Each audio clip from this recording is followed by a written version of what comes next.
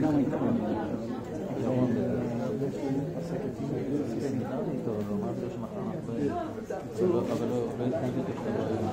קיצור, נבדתי באוטו ככה, אומר לי, אבל עדיף לך שאתה לא הפוך. אני לא מושב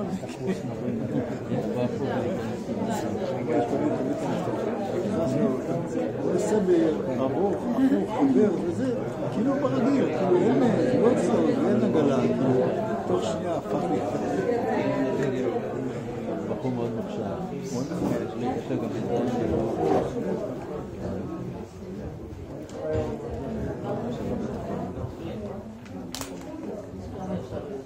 אתה מכיר אותו יותר.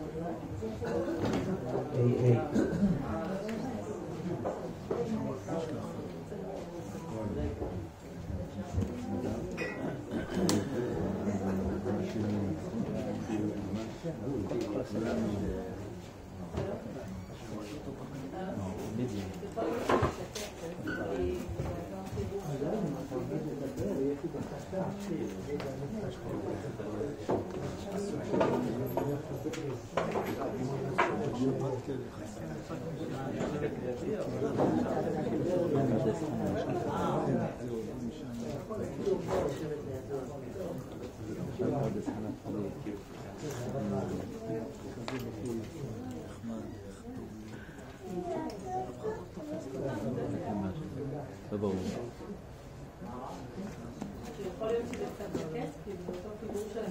היי, נשים בשקט רגע. טוב. וואו. תודה שבאתם. אני אתחיל עם לנגן בדיד, פשוט רגע לאפס את האנרגיה, כמה דקות.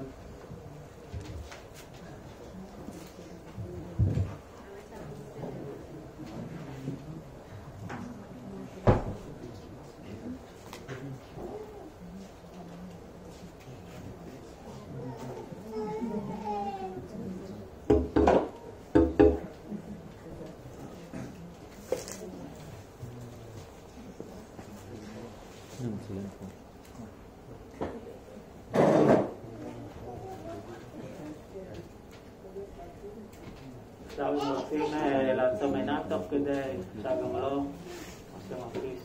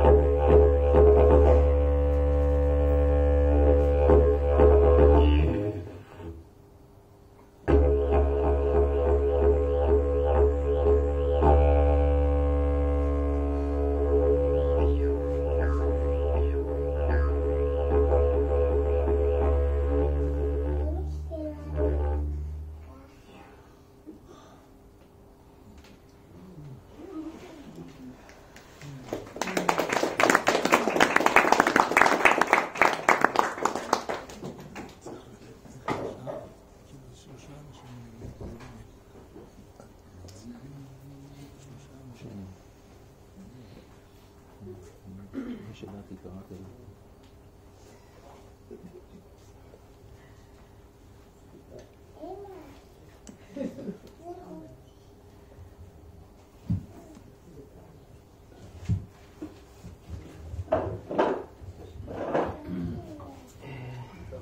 שלא תכננתי מה להגיד. אף פעם לא עשיתי אירוע השקה לפני, ואני לא יודע איך אמורים לעשות. אף פעם לא כתבתי ספר לפני. נתחיל רגע נראה לי בלהקריא את הקטע הראשון.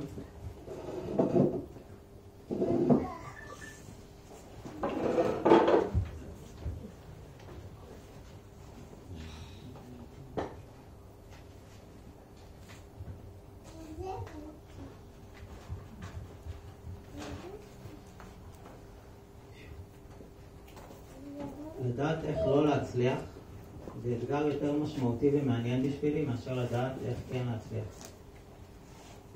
יש כל כך הרבה מומחים להצלחה שם בחוץ, שמלמדים, מוכרים ומסבירים טכניקות, שיטות ורעיונות שידחפו אותך קדימה, שלמדו אותך איך להיות יוצא דופן ולהתבלט מעל כל השאר. אותי יותר מעניין ללמוד איך לזנוח את כל הרעיונות האלה, איך להרפות מהם, איך לא להצליח ולהישאר בחיים, איך להפסיק לשרוט את הלב ולראות מה קורה אז, איך להיות כבר עכשיו או לפני שקמים מהספה. יותר מאשר רעיון כזה או רעיון אחר, מעניינת אותי הקרקע הפנימית שעליו הרעיון נובט. האם זו קרקע של עדיין לא שם או אדמה של אני כבר פה.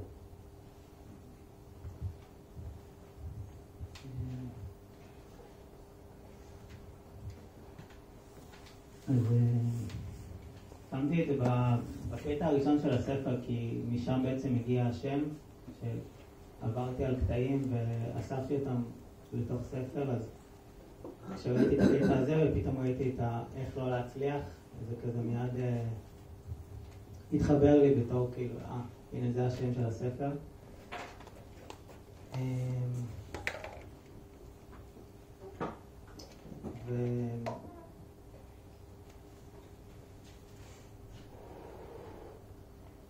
אני אספר כזה טיפה על איך זה קרה. לא תכננתי באף שלב לכתוב ספר, חוץ מהשלב שבו זה כן קרה. אבל בעיקרון הקטעים הם נכתבו בתקופה של הרבה מאוד שנים. זה התחיל לפני 12 שנה, שפשוט רגעים כאלה מיוחדים של השראה שהיו מגיעים משום מקום, ופשוט התחלתי לכתוב בהתחלה במחברות את מה שיוצא. בלי תכנון הכל כזה קורה בתוך רגע אחד, ולאט לאט זה קרה יותר ויותר, ואז התחלתי לשתף בפייסבוק, ואז זה קיבל יותר ויותר עיבודים. ואחרי כמה שנים הרעיון הזה של לאסוף את כל הקטעים לספר או חלק מהם התחיל להיות כזה נוכח גם אצלי, גם אחרים התחילו להגיד לי שזה הרגיש כזה מאוד מתבקש, אבל לא כל כך ידעתי איך. כאילו היה לי איזה מחסור מאוד רציני מלהבין איך להצליח לעשות את זה, מאיפה להתחיל, איך מוצאים ספר. והאמת שמה שאפשר לזה לקרות כשזה כן קרה, זה היה מתוך איזו תקופה יחסית מאוד לא טובה, מאוד נמוכה. הייתי כזה במקום לא טוב, לפני שנה בערך, ומשהו מהמקום הנמוך הזה פתאום שחרר לי את המחסומים. כאילו זה איכשהו גרם לי כזה להגיד, יאללה, הספר הזה יהיה חייב לצאת מתישהו, אז אולי עדיף כבר פשוט לעשות אותו עכשיו. אני חושב שזה גם המתנה הכי גדולה שהוא נתן לי ברגע שהוא יצא, זה שפתאום התחלתי לקלוט בצורה הרבה יותר ברורה וחזקה את הקשר שבין הקטעים, את המקום שלפני זה חשב שיש את הרגעי השראה ויש את הרגעים הנמוכים, והמטרה של החיים זה להיות שם בגבוה, ואיכשהו להתגבר על המקום הנמוך והקשה יותר והכואב יותר, להיות בו כמה שפחות ולהיות כמה שיותר במקום של החיבור וההשראה והטוב. ואז שהספר התחיל להתגבש בתור ספר, פתאום הוא כמו מין הראה לי בצורה מאוד ברורה שאין קטע שהוא נכתב בניתוק מהמקומות, אם נקרא להם נמוכים יותר, מאתגרים יותר, המקומות של הפצעים, של ההתמודדויות. פתאום ראיתי את החיבור בין השניים, שזה כמו מין איזה שיתוף פעולה של המקום לא יודע אם זה שם טוב, נמוך, אבל אין לי איזו מילה אחרת. המקום הנמוך יותר, שבזכותו הוא כמו מין שואל שאלה, ובזכותו יש גם את החלק הגבוה יותר, את החלק של ההשראה שמביא איזושהי תשובה ביחס למקום הנמוך, ושזה לא יכול לקרות בנפרד, ושזה כמו מין דבר אחד. ואז זה גם אפשר לי הרבה יותר לקבל את המקומות הנמוכים יותר, להסתכל על זה יותר כדבר אחד, כדבר שלם.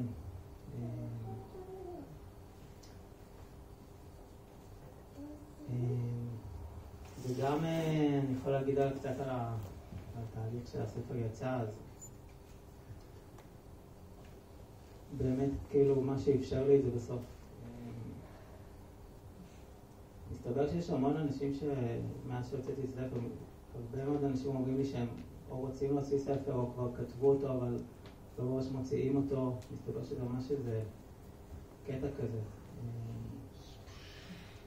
אני חושב שמה שאפשר לי זה באמת איזשהו מקום שהוא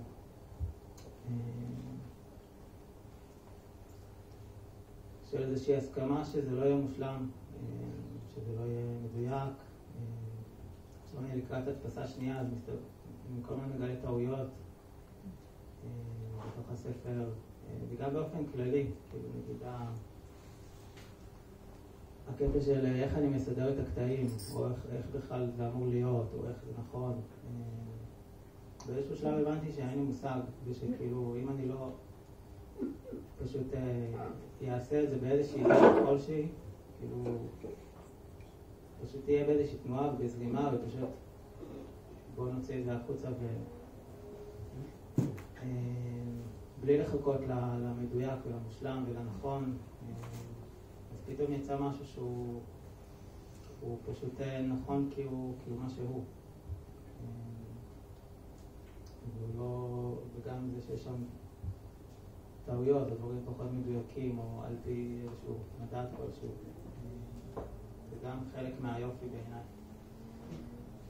וגם הערב השקה, האמת שכאילו רציתי לעשות את זה גם, כמו עם הספר, מאז שהוא יצא, כאילו הרעיון היה שם באוויר, אבל לא ידעתי כל כך, כאילו מה, מי, מו, איך עושים, מה עושים. ויש מצב שזה לא מדויק, כאילו אני לא יודע.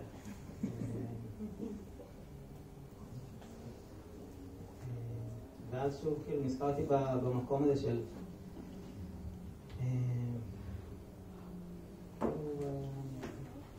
להסכים לא להיות מדויק ולא מושלם ושזה יהיה. אז תודה רבה שבאתם, ממש מרגש.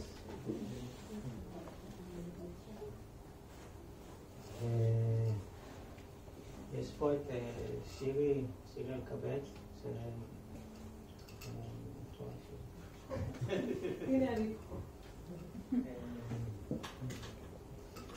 שאנחנו לא מכירים. הספר הגיע אליה, שהוא הביא לה את הספר והיא כתבה לי הודעה מאוד מרגשת ושהיא מאוד התחברה ושהיא רוצה להלחין קטע מתוך הספר או כמה. אמרתי לה, וואו, מדהים, אני בדיוק חושב לעשות עליו השקה ונראה לי זה יהיה מאוד מתאים, כי אני גם לא יודע איך עושים עליו השקה ומה אמור להיות. נשמע לי שזה יכול ממש להתאים. מה זה?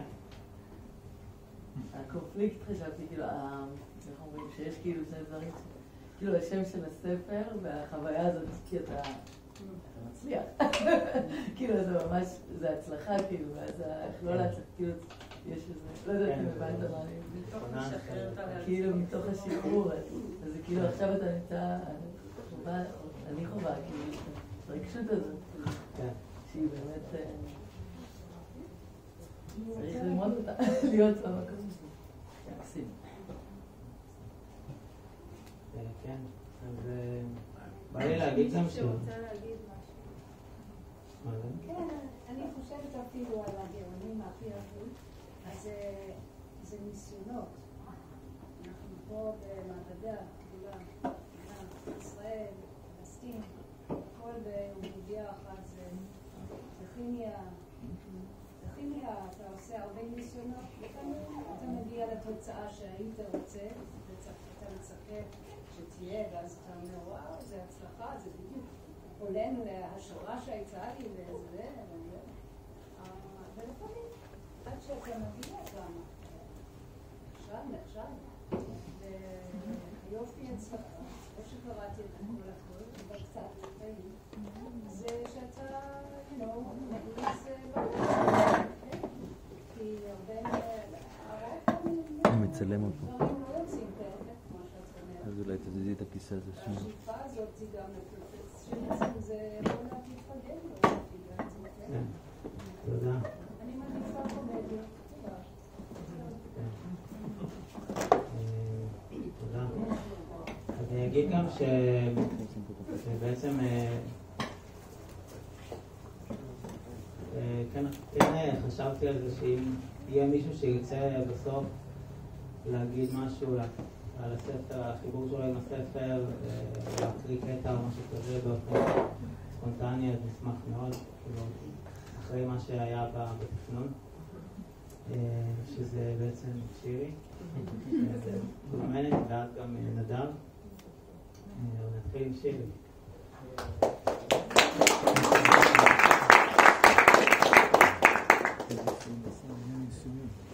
ותודה רבה שירי, זה ממש מרגש. תודה שכתבת.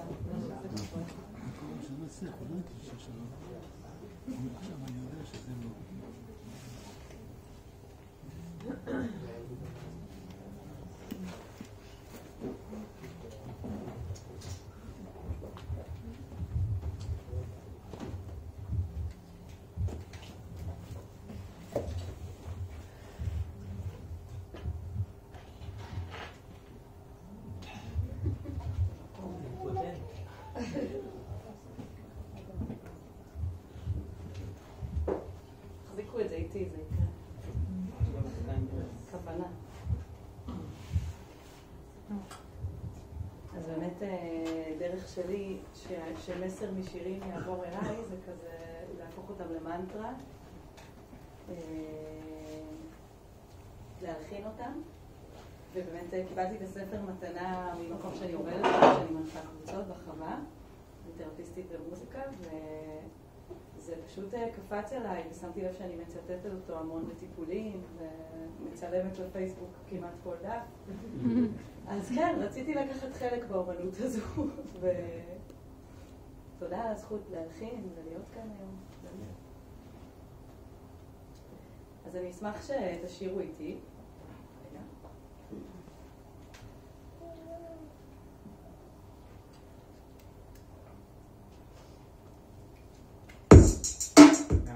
זה לא צריך להיות כזה, רגע שנייה.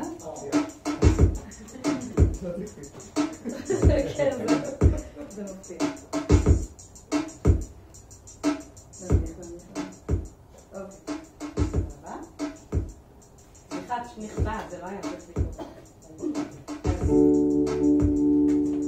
אוקיי, אני אלמד אתכם ונשאיר את זה ביחד.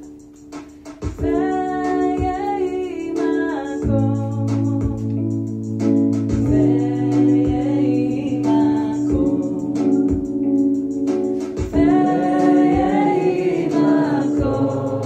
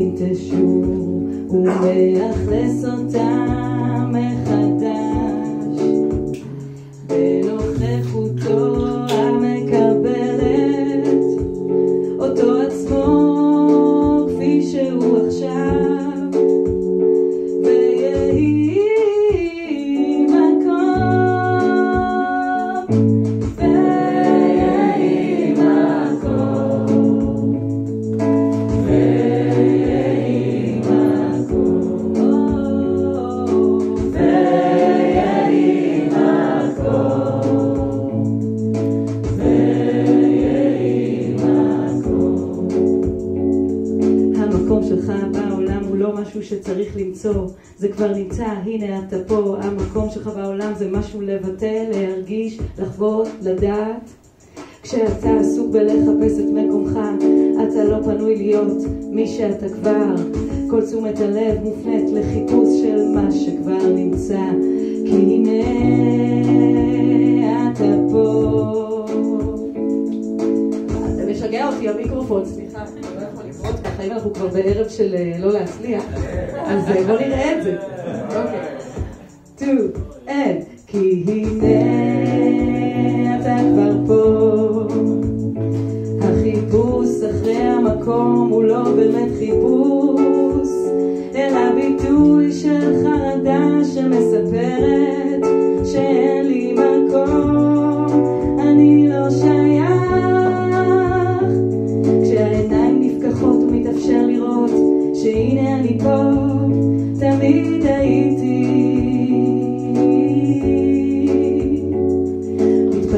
מקום ואנרגיה לביטוי של אותו המקום, של הייחודיות שהיא אני, ולשיתוף שלה עם העולם. ואפשר פתאום לעשות את הדבר הזה שנקרא לחיות. ויהי מקום,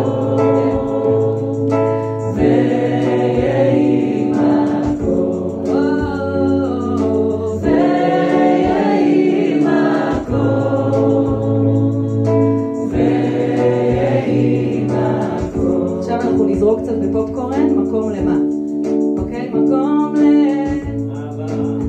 לאהבה ומקום לחמלה, מקום לבלבלות, בלבלות, לא לשתות יין לפני, ומקום לשמחה, מקום לבלבול, מקום להיות מי שאני, מקום להפיב ומקום לתקן, ולמקום לומר כן, ומקום שאתה עושה אלון, בכך שאתה נותן מקום ללא מושלם, אתה נותן מקום לכולם. ויהי מקום, ויהי מקום,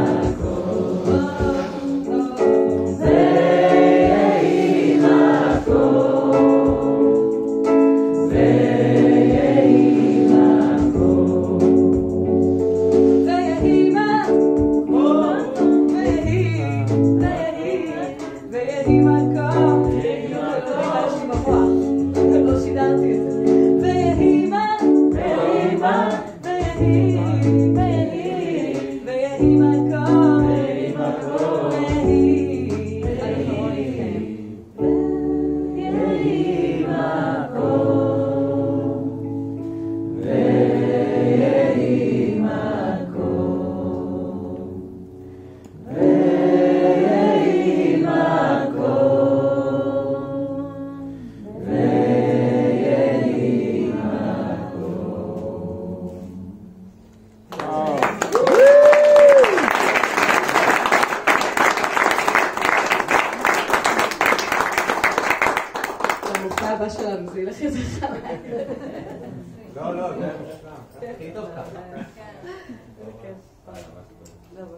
זה לא היה מושלם, זה יפי.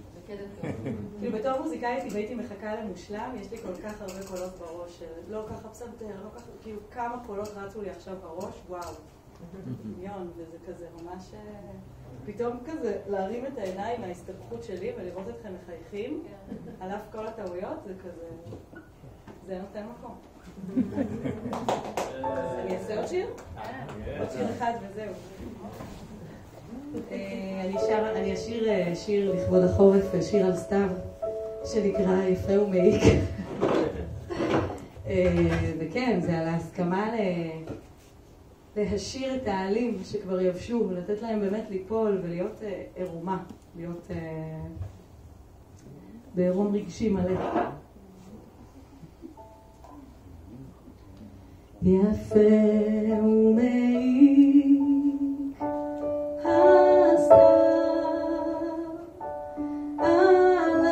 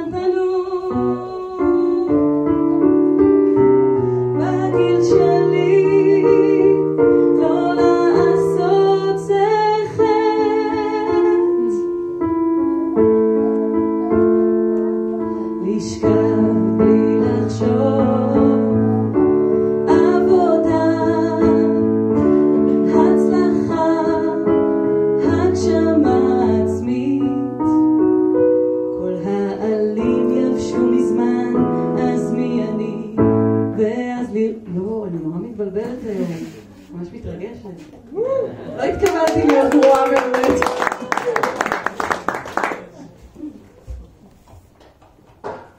ואז לראות יותר נקי, אתן לרוח לנשום עליי, פרח חדש יפרח וירגש.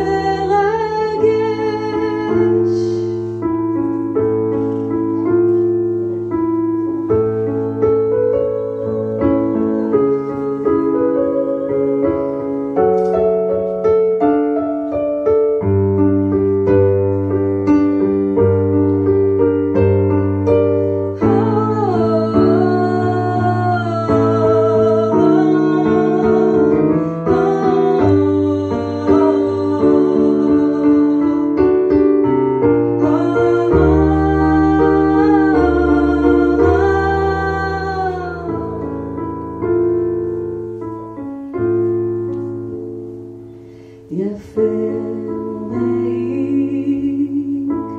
הסתיו.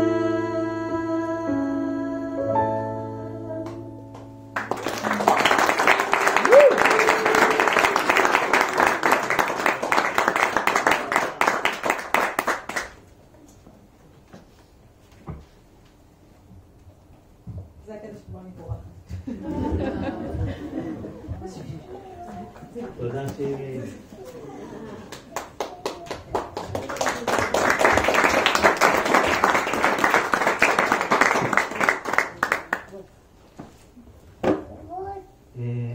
אז הדובר הבא זה נדב כהן, שהוא... אני גם לא הכרתי אותו לפני הספר, הכרנו בזכות הספר. ונדב הוא ממש שותף ברמה מאוד מאוד גבוהה, ומפיק את הספר, וממש התחברנו. נדב הוא מורה של ימימה, שיטת ימימה למי שמכיר, מאוד ותיק, למד ממנה ישירות. וממש רוצה להגיד לך תודה גדולה, באמת, זה מאוד משמעותי החיבור איתך, והאופן שבו אתה מדבר על הספר ומפיץ אותו, זה ממש נוגע ולא מובן מאליו. מוזמן.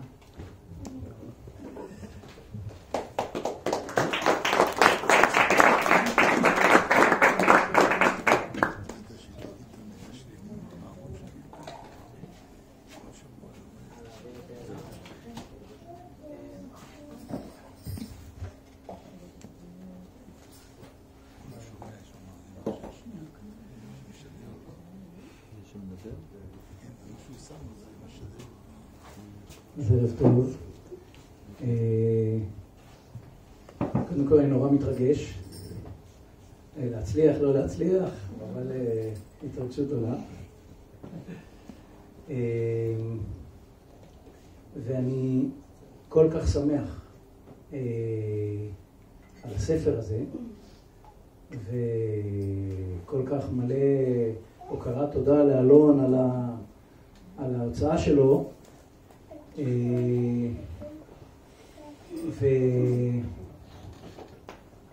והוזמנתי לפני כמה זמן לרעיון בכביש אחד, הוצאת כביש אחד, מי שמכיר, והייתי צריך לשלוח בעצם קטעים משלושה מקורות ספרותיים שמדברים אליי. אז שלושה מקורות ספרותיים, אני תמיד עוסק בתורה, אני מלמד תורה הרבה שנים, אז שלחתי קטעים מהתורה, אני מלמד ימימה, הרבה שנים שלחתי קטעים של חלקים של ימימה, ואמרתי אוקיי, מה המקור השלישי הספרותי, ושלחתי קטעים מהספר הזה, ממש. את הספר הזה קיבלתי מתנה מלומדת שעברה לאזור המרכז ועשתה מסיבת פרידה, והיא נתנה לי את הספר. עכשיו, קיבלתי ספר, לא כל ספר שאתה מקבל אתה פותח אותו, שם אותו על המדף, חופשי. כן. אחרי כמה ימים, אותה לומדת מתקשרת אליי, שואלת אותי, נו, פתחת את הספר? אמרתי לה, לא, יש זמן, כאילו. אז היא אמרה לי, תפתח, יש שם משהו בשבילך. טוב, אם היא אומרת, פתחתי. איך שפתחתי והתחלתי לקרוא, התחלתי להתרגש. יש לי סיסמוגרף לאמת ולבינה.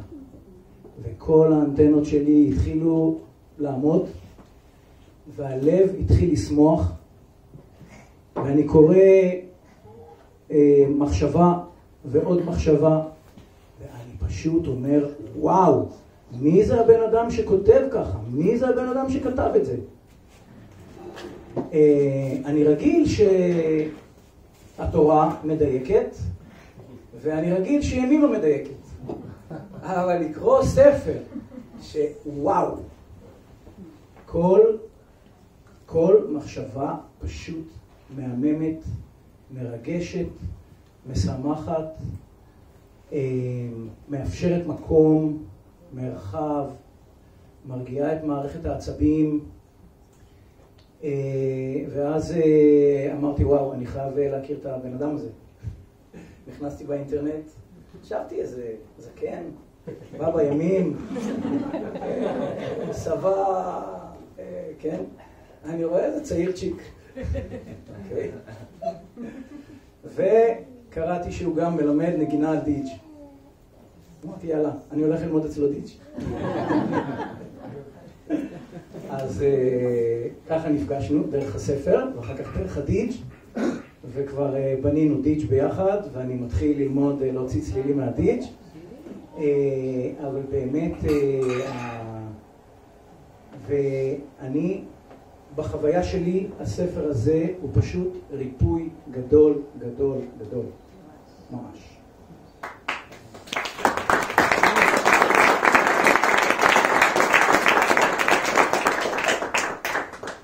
ואני חושב שבעיקר במציאות הארץ ישראלית עכשיו, הספר הזה עוד יותר יכול להיות ריפוי, והוא ממש ספר חובה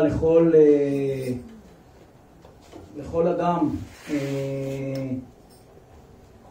והוא מכוון ממש לעצור ולהרפות ולהיכנס פנימה ולהתחבר עם הנקודה הפנימית, ומשם לחיות ולעשות ולהיות, ושלהיות זה לא פחות חשוב מלעשות, וזה פשוט כל כך מהמם.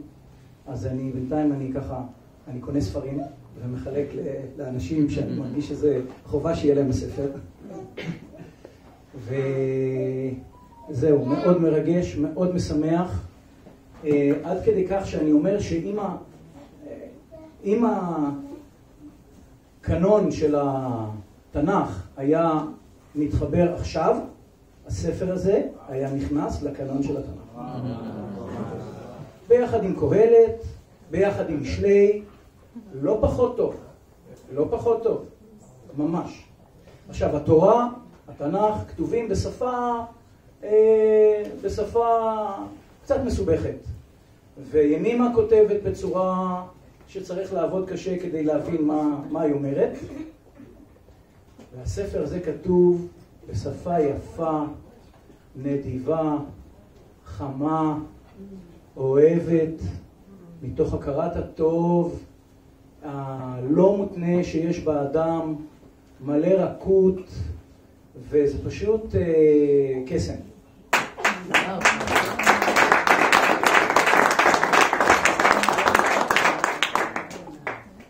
עכשיו חשבתי, אוקיי, מה אני עושה?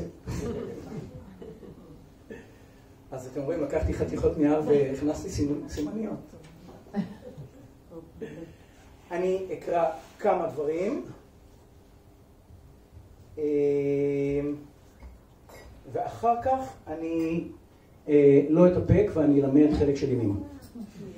אבל אני אתחיל דווקא בציטוט שיר של אגי משעול, המופלאה, מתוך הספר מלאך החדר, וזה הולך ככה, והשיר של אגי משעול פשוט ממש מתכתב עם הספר. ברחובות העיר מתהלך לו אטלס, כדור הארץ כבד רובץ על שכמו, אך לרגע זהרורי אחד, כאשר מלאך פורט על מיתרי גשר ברוקלין, הוא הופך לילד המשחק בכדור. יש דברים שאני לא שוכח.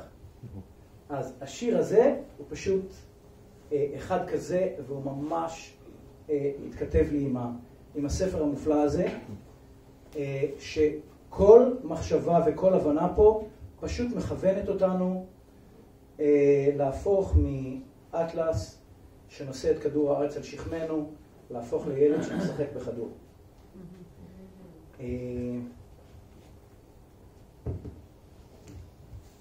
נקריא את היד שלי יורדת.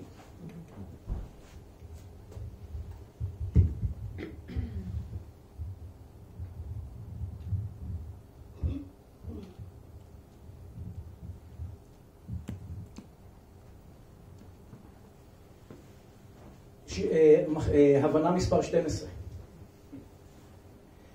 אין על מי או על מה להישען ואין במה להאחז בעולם הזה המופרע בכלל.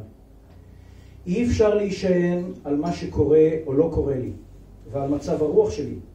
זו הגדרה של להיות מסכן, וכולנו קצת מסכנים. ניסינו לאחוז בקליפה הזו, אך היא נושרת מכל כיוון. אי אפשר להישען על המצב שלי, על המצב של המדינה, על המדינה, על בני אדם אחרים, על כסף, על תארים, על בית פיזי, על חוגלות, מה הקשר? על מקום העבודה, על תחושות של הצלחה או של כישלון, על סיפור שאומר שאני מגשים את עצמי, או סיפור שמספר שאני לא מגשים את עצמי, או מגשים ב-65% וזקוק לעוד 15% הגשמה כדי להיות מאושר. אי אפשר להישען על הרגשות שלי, על מצב הרוח, על התחושה שאני מחובר או מנותק, על איך ישנתי ועל מה אכלתי.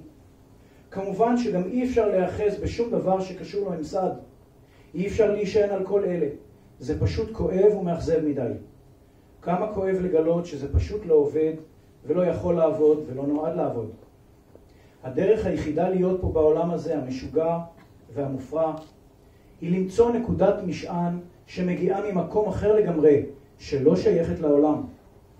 נקודה שלא מגיעה מתוכו, אלא העולם הוא זה שמגיע מתוכה. יש רק נקודה אחת כזו, יציבה, לא משתנה, ולא תלויה בשום דבר מתוך העולם, או בשום מצב משתנה. נקודה אחת אוניברסלית ומשותפת, שיכולה ואמורה להיות נקודת המשען שלנו, כבני אדם מופרעים בעולם מופרע. אי אפשר לברוח מההבנה הזו לנצח, מהסיבה הפשוטה שאין שום דבר אחר שקורה כאן. אפשר לנסות, אך במוקדם או במאוחר היא תשיג אותך. זה לא משנה איך תקראו לנקודה, יש לה הרבה שמות שאין צורך לציין, ולכל שם 45 טריגרים שנלווים אליו. זה לא משנה, כי כולם יודעים על מה מדובר. בכולם הנקודה קיימת. כולם מבינים ומרגישים, גם בלי לתת לזה שם. אלו אפשרויות, להישען על העולם ולהיבלע אל תוך המופרעות שלו, או להישען על הנקודה, ומתוכה לראות את העולם אחרת ולהשפיע עליו טוב. להיות בקיא ברצור ובקיא בשוב, כמו שאמר רבי נחמן מברסלב. זה אומר לדעת לזהות נקודה נצחית עמוקה יותר, גם מלמטה וגם מלמעלה. לא להיות תלוי בלמעלה, אלא לדעת לחפש ולזהות את הדבר הגדול יותר שנמצא בשניהם. דווקא כשנשענים על הנקודה שלא באה מהעולם, אז אפשר להיות בעולם. אז אפשר להתחייב אליו, לתת לו, לקבל ממנו, להיות איתה ביחסים. כשחשוך במיוחד, כשנקודות המשען הזמניות של העולם הזה נושרות מכל כיוון, ואנחנו מרגישים תלושים ומבולבלים. דווקא אז יש שעת רצון לגלות את הנקודה ולהתחבר אליה. אל האור הגנוז, האור העמוק, זה שאף פעם לא נכבה ולא הלך לשום מקום, הנקודה של המקור ושל החוגלות. יפה מאוד.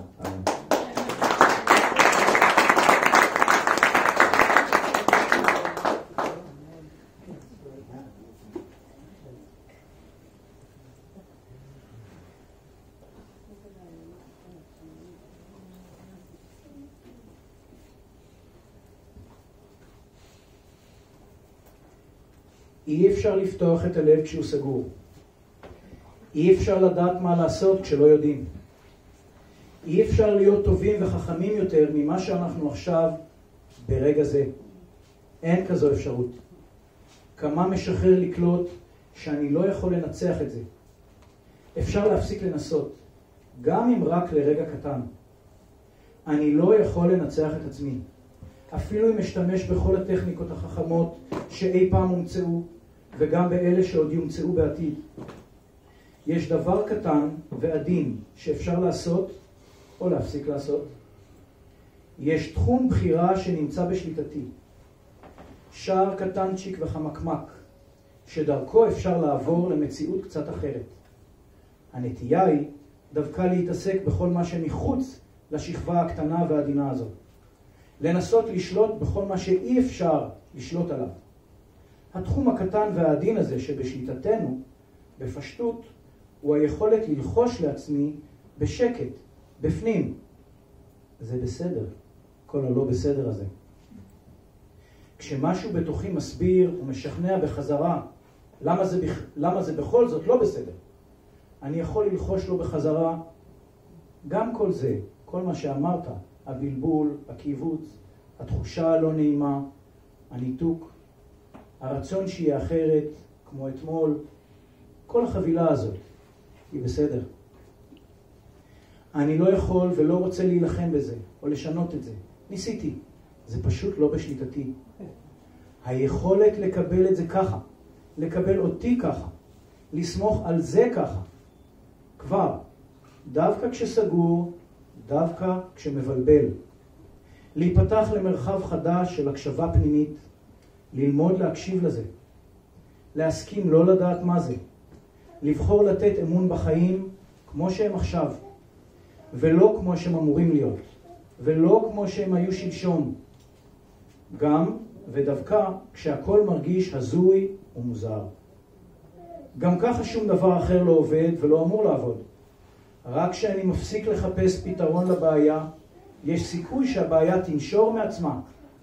יש סיכוי שאראה שאף פעם לא הייתה בעיה. יש סיכוי שאראה שיצרתי את הבעיה בכל הזמן הזה שחיפשתי פתרון. וגם אם כל מה שנרשם פה הוא רק עוד טכניקה שלא עבדה, והלב עדיין סגור, זה בסדר. כי גם ללב סגור יש מה לומר.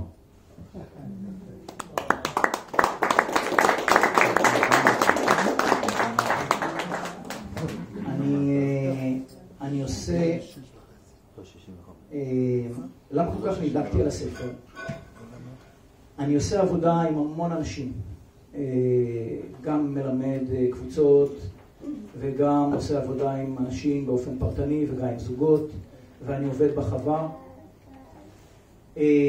ודבר שמשותף לכולנו,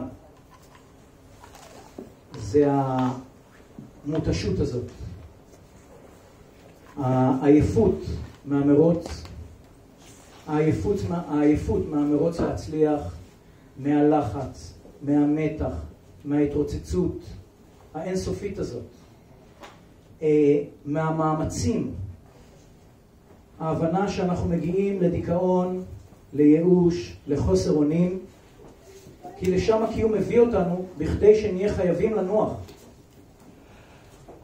אז אם אנחנו יכולים להצליח לנוח במנוחה שלנו, ולנוח גם בזמן העשייה שלנו, ולהתמלא בזמן העשייה שלנו, אז אפשר לחיות פה בצורה שפויה ושמחה ומשמחת ומחוברת וזורמת.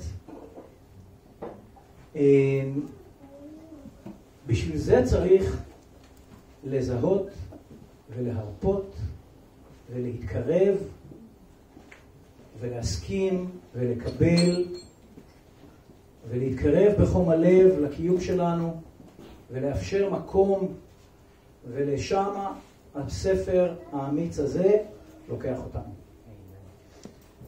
אני מתלבט, אנחנו רוצים ללמוד חלק של ימימה או אנחנו לא רוצים ללמוד חלק של ימימה? רוצים? אוקיי. חלק קצר.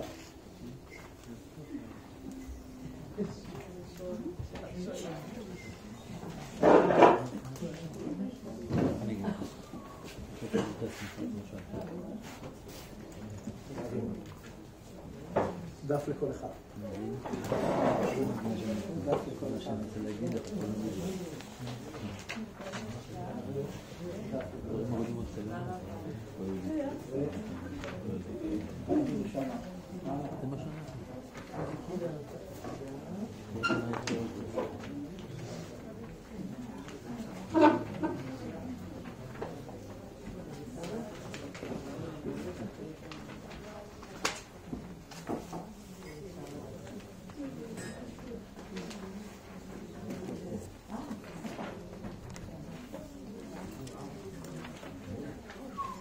כשחשבתי על חלק של ימימה, שככה מתחבר לחוויה שלי עם הספר הזה,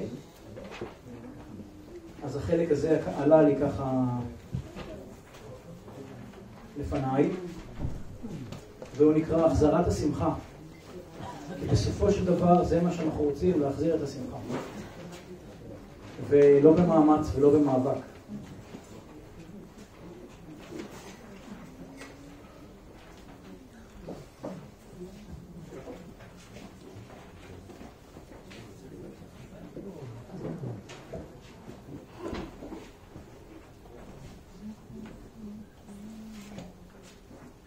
ברוחניות יש הרבה שמחה והיא אמיתית, לא חולפת.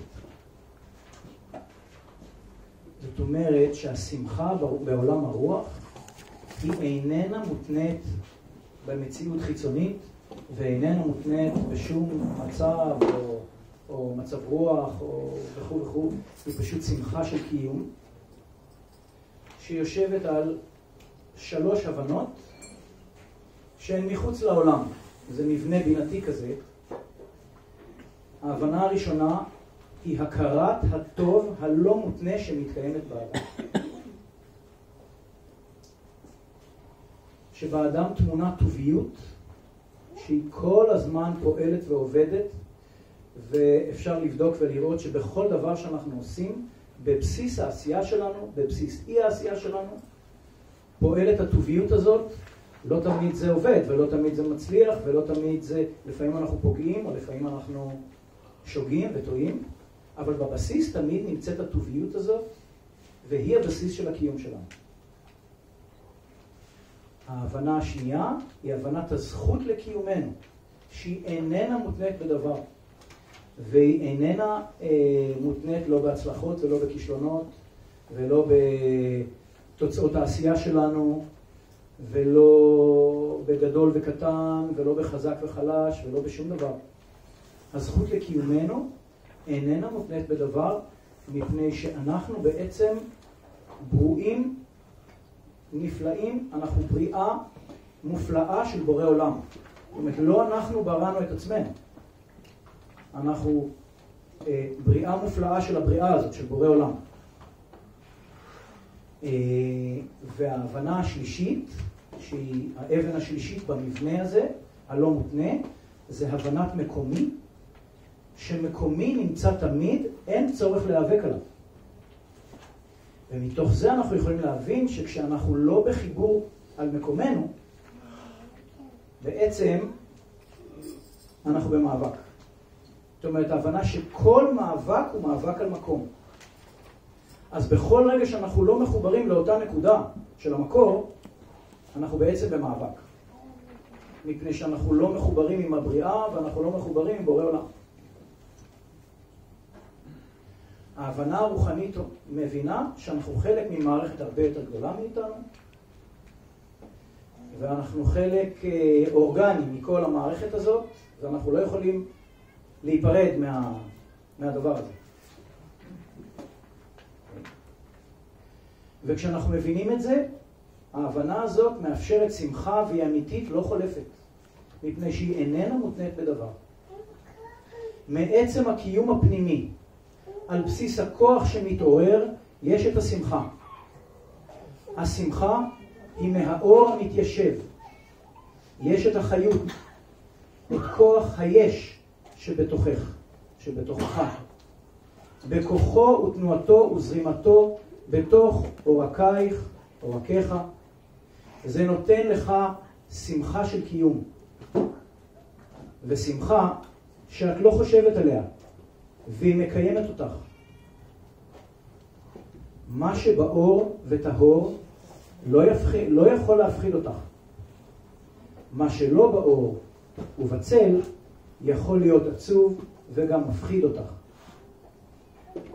דעי שהרוחניות מסלקת את הפחד.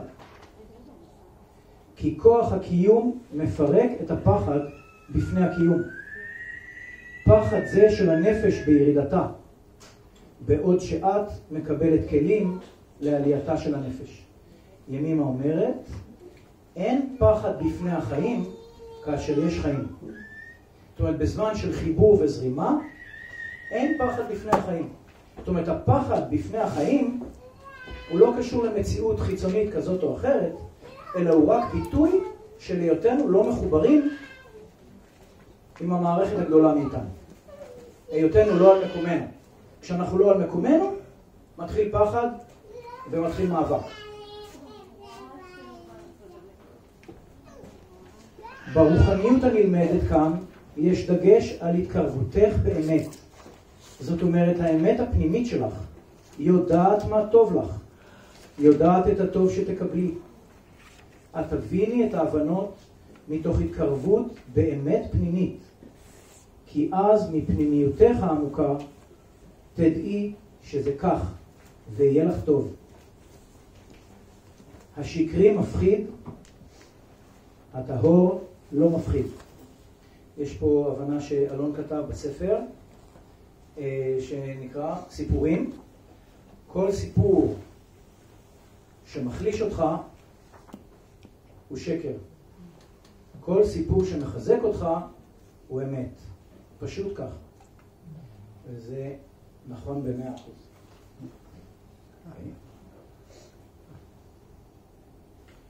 לא נשארים מחמירים, כי אין קפדנות. הקפדנות היא לגשמיות, לרוחניות שהיא כביכול רוחניות. הקפדנות לא באה מהדיוק עם עצמך. ברוחניות יש גמישות, קבלת האחר כפי שהוא. את אינך מתנגשת כדי לחיות, מתנגשת, נאבקת, אלא את נותנת לו מקום להתקיים בו, ומקומך להתקיים בו גם קיים. בנוסף לזה, רוחניות אשר מאפשרת להכניס את עשייתך, התקרבותך, לא בקפדנות, לא בנוקשות, לא בחומרה, אלא באותה זרימה, בהבנה, אשר מביאה אותך להיות לא שוכחת את צחוקך, אלא מחזירה אותו. זאת אומרת, מחזירה את צחוקך באמת, משמחת משמחתך הפנימית, וגם בדיחות הדעת. זאת אומרת, דבדיחותה. זה גם שייך לאותה שמחה. את תתבדחי בלי לעג לשטויות שתראי. את תתבדחי מתוך שמחה והבנה, כוונה להבנת לב כמובן, לתת לאחרים להבין. אני אעצור פה, ואני רק עוד אקריא סיפור אחד ואגיד משהו.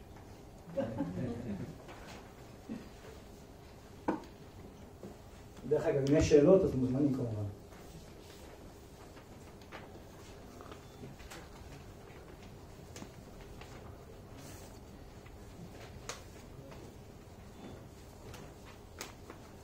אוקיי. זה הסיפור 153. הוא לפני האחרון בספר. אתמול בערב קרה לי משהו מוזר מאוד. בסוגריים, סיפור אמיתי באמת, אלא אם כן אני המשוגע, ואז אולי לא. מה שקרה זה שירדתי במדרגות של הבניין שאני גר בו בפרדס חנה. ויחד איתי, ודי קרוב אליי, ירדה באותו זמן עוד מישהי שלא הכרתי. כשהגעתי לרחוב, ראיתי שהיא עדיין עומדת קרוב אליי. והסתכלתי עליה בניסיון להבין מה העניינים. ואז היא אמרה את המשפט הבא: אני אנהג או אתה? בשלב הזה כבר התחלתי להרגיש קצת בתוך חלום. לא הבנתי מה בדיוק קורה, ומה שיצא לי מהפה זה לשאול אותה בחזרה, לאן? היא הסתכלה לי בעיניים בלי להגיד שום דבר, שניות ארוכות, אולי דקה. אני גם קצת מוזר בעצמי, ויש בי איזה צד שמכיל סיטואציות כאלה, ונותן להן רגע להיות, גם כשזה הולך ומסתבך. שאלתי אותה אם היא צריכה טרמפ לאנשהו, והיא אמרה, כן, לאבא שלי. ואז די מהר התחילה לצאת ממנה המוזרות והשיגעון באופן יותר רשמי. היא אמרה משפטים לא הגיוניים, קצת הרמות קול ושינוי אנרגיה חדים בדיבור וכו'. זה היה מוזר, כי כלפי חוץ בהתחלה היא נראתה ממש אחלה ורגילה. יש משהו במפגש מפתיע עם שיגעון כזה. שאם זה קורה, כשתוך כדי יש איתך עוד בן אדם, זה דבר אחד. וכשזה רק שניכם, שם זה משהו אחר לגמרי. רק אתה והשיגעון, אחד מול השני, שווים בכוחות. משהו במציאות פתאום מתעקם, ויש איזה חלק שלא יכול לדעת בוודאות מי בינינו המשוגע. אולי אני המשוגע והיא הנורמלית? מה זה נורמלי? בתוך רצף הדיבור המוזר, כל כמה זמן היא שוב אמרה, אז אני אנהג או אתה? אם אתה רוצה שאני אנהג, פשוט תגיד ויאללה, או משהו כזה. כשהרגשתי שהגיע הרגע להמשיך הלאה, אמרתי לה להתראות ונכנסתי לאוטו, ואז היא פשוט באה אחריי בנחישות ופתחה את הדלת, ואמרה שוב, אז יאללה, תביא, אני אנהג. וואו. הזזתי אותה בעדינות, אמרתי בואי נרגע, ונסעתי. כשהיא עדיין עומדת שם ברחוב ועושה תנועות. בגדול אני בתקופה בחיים שקצת פחות לחפש סימנים ושיעורים ומשמעויות נסתרות בכל דבר. ובכל זאת, האירוע, הטריפי הזה, נשאר איתי. והיום הרהרתי קצת למה זה היה צריך לקרות. אני אמור להביא מזה משהו? יש פה מסר? או סתם קטע רנדומלי? אולי זה היה אליהו הנביא שניסה להגיד לי משהו? ואז פתאום הבנתי. השאלה הזאת שהיא שאלה. שהיא שאלה. אז אתה נוהג או אני? פתאום זה התברר לי. מי נוהג את החיים שלי? אולי זה יישמע נואג'י, קיצ'י, אבל כל זה קרה במציאות, בסוגריים כנראה, אז מותר. ברור, יש בי חלקים שכל הזמן שואלים אותי את השאלה הזאת בדיוק. אז איך אז אני אנהג או אתה? אין לי בעיה לנהוג, רק תגיד, יאללה, אני אנהג. לא מעט מהם משוגעים לגמרי, מבולבלים, רנדומליים, אלוהים יודע לאן הם נוהגים ולמה. ובניגוד לאתמול, אני נותן להם לנהוג. ניסיתי לחשוב מה היה קורה אם הייתי אומר לה, יאללה, בכיף, תנהגי את, בערך כל תרחיש שאפשר לדמיין היה יכול לקרות. איפה בחיים אני נותן לחלקים כאלה משוגעים לנהוג? ומתי זה דווקא טוב לבחור שלא לנהוג בעצמי, לתת את ההגה למישהו אחר, אבל למי ומתי? פתאום זה העלה מלא מחשבות וכיווני מחשבה ללכת איתם. שאלות שאין להם בהכרח תשובות ברורות, או אולי בהכרח אין. כאלה שלא כדאי למהר לענות עליהן. אלה שאלות שעצם זה שהם קיבלו פתאום מקום, מזיז משהו במערכת, מתוך כל השאלות שזה העלה, והבחירות שאני עושה או לא עושה. בעיקר נשארתי עם הבחירה שלי, עם הבחירה שהיא אולי היחידה שבאמת קיימת. האם אני מאמין או לא? האם אני מתייחס לחיים ולאירועים שקורים בהם כמקריים, או כמסר אישי שהגיע עד אליי? האם אני יוצא מנקודת הנחה שדברים הם סתם, עד אשר הוכח אחרת, או לחילופין שהכל בעל משמעות, בין אם אני אי פעם מבין למה או לא. האם אני בוחר לראות את אלוהים בכל דבר, בכל אירוע, בכל מה שקורה, או שלא. אפשר לחפור באין סוף המשמעויות והפרשנויות שיש לדברים. לפעמים זה נחמד ועוזר, לפעמים לא. אל אותו האירוע שקרה יכולתי להתייחס רק כסיפור שנמצא על הגבול הדק שבין מוזר, מצחיק ומלחיץ. ובהתחלה באמת ככה התייחסתי אליו. ובאותה מידה, בכל רגע, הייתה לי את הבחירה להתייחס אליה כשליחה שבאה למסור לי מסר אישי וחשוב לחיי, כאלוהים שמדבר אליי, ממש ישירות באיזושהי צורה מוצפנת ומופלפת. בין אם הבחירה הזו קורית בלייב או יום אחרי בדיעבד. ובאמת, ברגע שפתחתי פתח להסתכלות כזאת, גם המסר התגלה. יש משפט שאני מאוד אוהב, הכל בידי שמיים חוץ מיראת שמיים, שבעצם אומר שיש רק בחירה אחת נצחית ומתמשכת. האם להאמין או לא? האם לקשר את מה שבכל מקרה קורה לסיפור גדול יותר, למקום של אמונה או לא? כל השאר קורה מעצמו בכל מקרה. ובמילים אחרות, שיוויתי השם לנגדי תמיד. הפלא הוא שברגע שאני חוזר למקום של אמונה, המשמעות מתגלה והמציאות כולה משתנה בהתאם. אין לי פה פאנץ' חד משמעי. בעיקר רציתי לחלוק את הסיפור. שכוייך.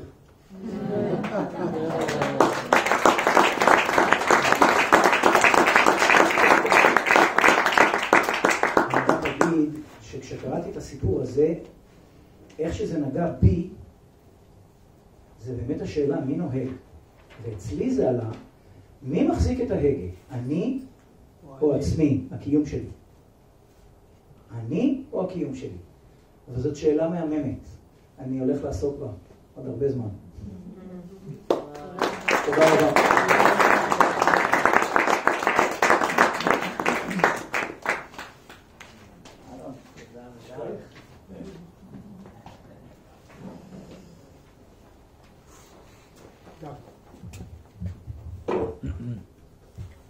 תודה, נדב. תודה. אתה למדת עם שמעתי קצת, ספרתי בקטנה, אבל לא למדתי.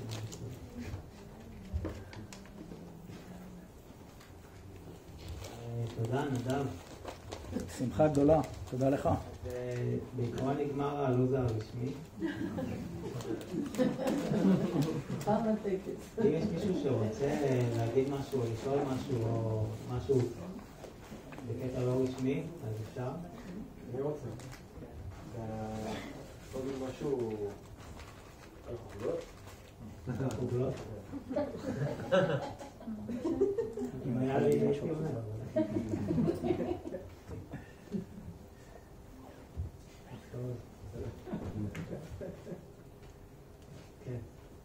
אני רציתי להגיד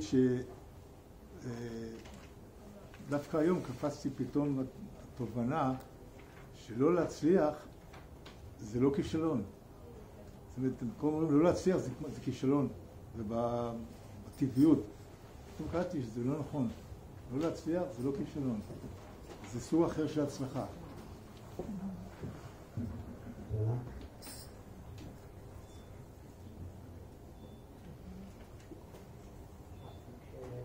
גם אם מישהו רוצה במקרה להגיד משהו במיקרופון, ממש בחיילים, אפשר גם ממש לסיים את הקטע הרשמי.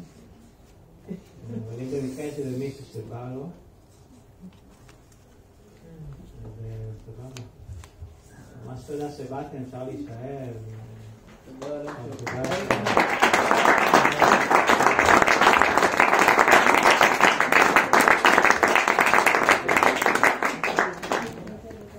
רבה שיר ונדב.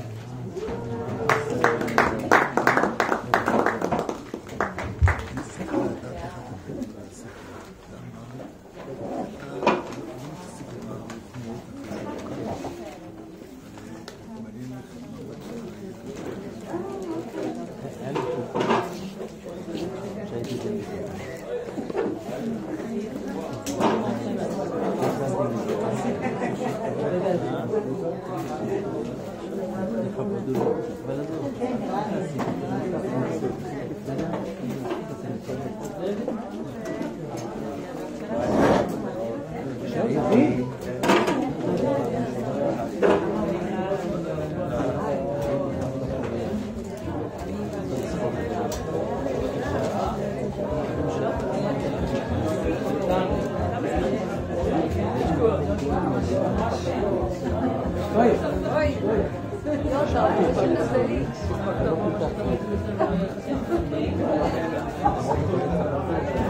רגע, איזה נתלים? יש אחד. 2. עכשיו נזכרתי שם. עיניים כאלה בהירות. כן. תראי, נו.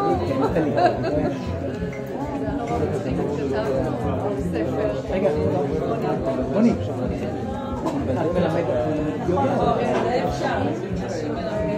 יש לי אישה. אז ישר כזה נשבע לי.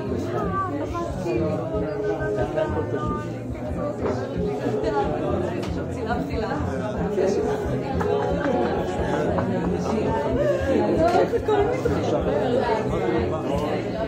תמיד לומדת אצל חיובי. כן, באמת מעניין.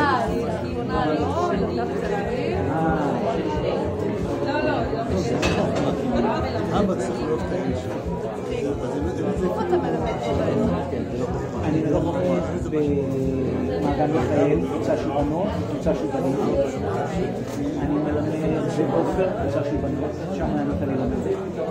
אני מלמד במגדים, קבוצה של בנות. אני מלמד בחיפה, קבוצה של בנות. אני מלמד בצפת, קבוצה של בנים.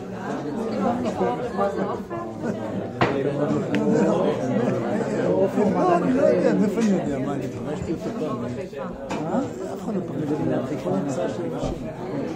אני מלמד גם פרשת שבוע, אבל כרגע בזום. שוב, אני מלמד פרשת שבוע בפנימיות, הכל בפנימיות. איך כל הטקסט הזה...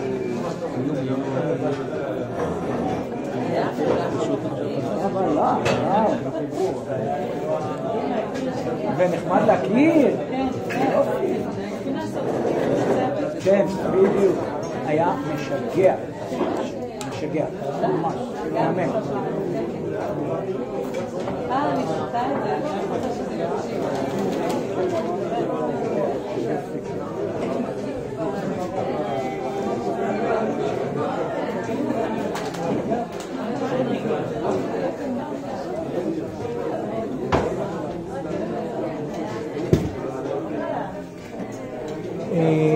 אלון?